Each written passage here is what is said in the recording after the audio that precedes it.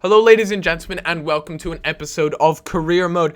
Now, we've got a bit of an issue. We have the next 3 games are literally back to back to back. There are some serious fixture issues with the team, and it really does hinder what sort of team I'm able to put out. So, I have this Manchester City game first, and as you guys can see, I'm putting out a very much a second team. We have the, I believe it's his first time he's ever starting, Ephraim, or something like that, a center attacking mid player, and I decided that I'd go for my usual strikers just because they're on alright fitness, but I did have to be very cautious of the fact that I had a very important Porto game where I'd need to perform very well because I actually, at home when we played Porto, I lost 3-2 due to a late goal, and it was going to be a huge game that I needed my big player to step up for, but it didn't take long for the opening goal to come, and a nice little goal from the man who will never be pronounced, and that put us 1-0 up. Very chuffed with that against Man City. You know, Man City are a good side this season. I don't think they're doing as good as they were last season. I believe they're actually in 5th place at the moment or something like that. And Matux with a fantastic ball roll. And he actually, it turns out that I substituted one of the strikers just to make sure there were no injuries. And he would be fully rested for the, game, for the Porto game. And Matux, when he starts, that is just awesome. I was so happy to see that he managed to get a goal because we do know that he isn't exactly happy at the club at the moment. He's not chuffed with the role he has at the moment. He doesn't start a lot of games. You know, he was brought in the team to start a lot of games, but with recent fund injections, we've managed to bring in some slightly better players. We also had to play Derry, the old man, the wisdom king, Derry, who, you know, I just had to play him in the team in order to come out with, you know, a solid team that I can put up against Porto, because that was my priority game over this Manchester City game. But I couldn't believe it. I still managed to win 3-1 at home, even with a very much a second team out. You know, I did not have my number 1 players out there, which was, you know, there were a few out there who were definitely still very good, but definitely wasn't my full squad. So I was very chuffed to pick up a win against Man City.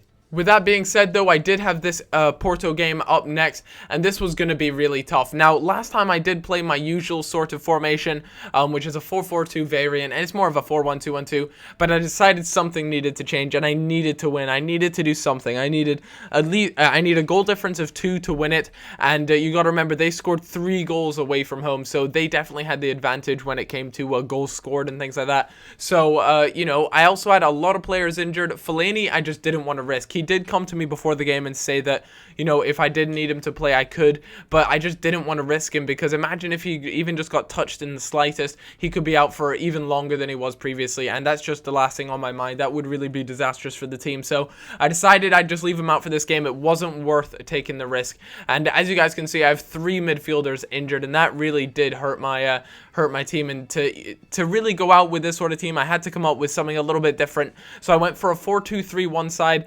and, you know, it was Porto. Porto are a great side. One thing that actually cropped up in the last episode that people commented saying, yo, Cal, like, why is Hulk playing for Porto? I don't really understand. And the reason why that was is because when I started my career mode, I started off the default squad, so it didn't download the latest squads. I suppose that's an error on my part, but it's not too big of an issue, because when I started, the default squads were relatively accurate, but it did mean players like Hulk, because the Russian transfer window did end a little bit late, that meant that he was still stuck at Porto. So my apologies for that, guys, but it doesn't make too much of a difference, and it kind of, I suppose, makes things a little bit more interesting, if anything.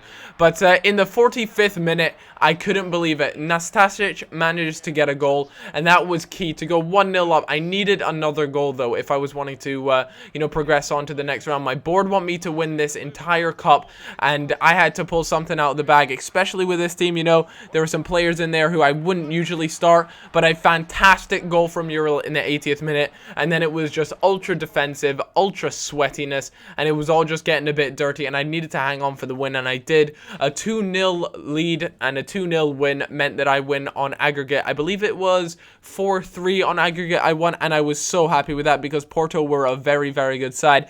Now, next up, according to this, I should be up against Chelsea, but it's actually very strange. I know you guys won't be able to see here. I actually end up going up against Spartak Moscow. Now, if any of you guys could tell me why that is, because according to that tree, I should be going up against Chelsea, but Like I said, my fixtures against Spartak Moscow, do they do a draw for the semi-final or something, or is that a glitch in career mode, or have I just completely missed something very obvious here? Because according to that tree, I should be going up against Chelsea, but that's just not the case. I end up got a fixture against Spartak Moscow, and it's just a little bit strange. So if anyone would like to explain that to me, that would be awesome. But Manchester United there, they recently lost against Barca 1-0, lost to Spurs 2-0, and lost to Barca again before that 3-1. So they were on a bit of a losing streak, and my team actually, again, I couldn't field a fully fit squad because of the fixture list. It's just so congested, and unfortunately there were just some people who couldn't make the cut because of their fitness. But Ramirez there with a fantastic goal from outside the box. He does come up with those sort of gems once in a while, and it's great to see. But a huge lofted through ball through to Young, and Young being Young, he's just got the pace, and he's got very good movement around my defense. He makes some fantastic runs in this game, and that was something that kept me on the back foot for a lot of it. With that being said, though, you know, I went 1-1, and they actually, from a pretty poor throw-in, it made it very quickly into a 2-1 situation with Wayne Rooney getting the goal. So from then on, you know, I understand they were at Old Trafford, and it was always going to be a tough game at Old Trafford. I didn't expect to pick up anything from it, but late into the game, well, not late into the game, but around the midway, it was a fantastic effort from Ramirez again, who picked up the first goal and managed to get a second. But in the 90th minute, the man, the previous Arsenal man, the hitman, RVP, launches one from a very similar to Ramirez's first goal into the back of the net, which meant they picked up 3 points that I really could have done with, or even just the 1 point of Manchester United, but it wasn't meant to be, and I was a little bit disappointed with that. But it was at Old Trafford, and they are top of the table. So with that being said, I just have to accept it and move on. But I hope you guys have all enjoyed this episode. If this reaches 3,000 likes, I'll upload my starting from scratch video ASAP. And Julio Cesar got a few issues, but we'll discuss that next episode. Thanks a lot, guys, for watching. Have a great day, and I'll see you all later. Bye-bye.